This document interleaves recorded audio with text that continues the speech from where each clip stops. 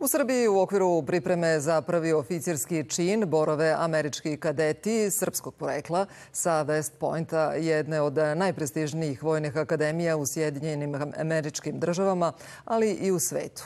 Kadeti tokom 3 nedelje pomažu u vojnom delu ambasade i upoznaju se sa vojnom diplomatijom. Tronedeljni boravak u Srbiji zaslužili su zahvaljujući dobrim ocenama na akademiji, korenima i poznavanju lokalne kulture.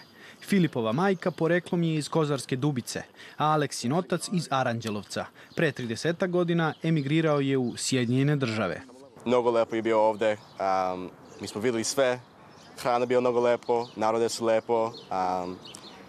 Isto bio mnogo lepo da vidim moje baka, moje tetka. Tokom boravka u Srbiji posmatrali su međunarodnu vežbu Platinasti Vuk. Ocenjuju je kao spektakularnu jer su različite nacije uspele da zajedno izvedu složenu vežbu. Posetili su i Vojnu akademiju, gde su ih ugostili srpski kadeti. Akademija je impresivna. Obišli smo objekte, učionice, spavaonice i terene. Razgovarali smo sa kadetima, saznali kako izgleda njihov svakodnevni život, treninzi, nastava. Bilo je zanimljivo uporediti to sa našim načinom života na West Pointu. Naučio sam mnogo o srpskoj kulturi i istoriji. Zaista sam uživao. Obojica su na završnoj godini West Pointa, najstarije i najprestižnije vojne akademije u Sjedinjenim Državama. U decembru će saznati svoj raspored. Aleksa se nada pešadiji, a Filip pilotskom pozivu. Veliki broj američkih oficira srpskog porekla prošao je kroz američku vojsku. Ne bih rekao da imam neki konkretan srpski uzor u američkoj vojsci, ali uopšteno vidim da Srbi imaju veliki uticaj u Sjedinjenim Američkim Državama.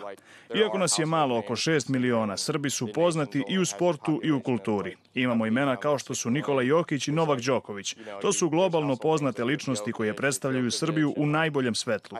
I naravno, Nikola Tesla je primer za sebe.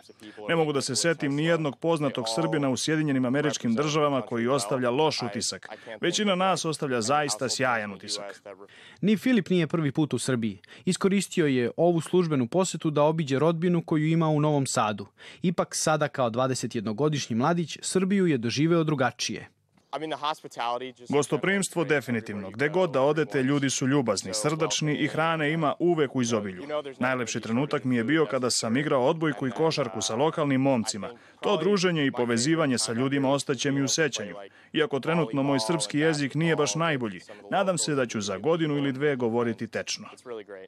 Poseta Srbiji okončava im se sutra. Vraćaju se završnim ispitima u New York, na West Point, akademiju koja postoji od 1802. godine.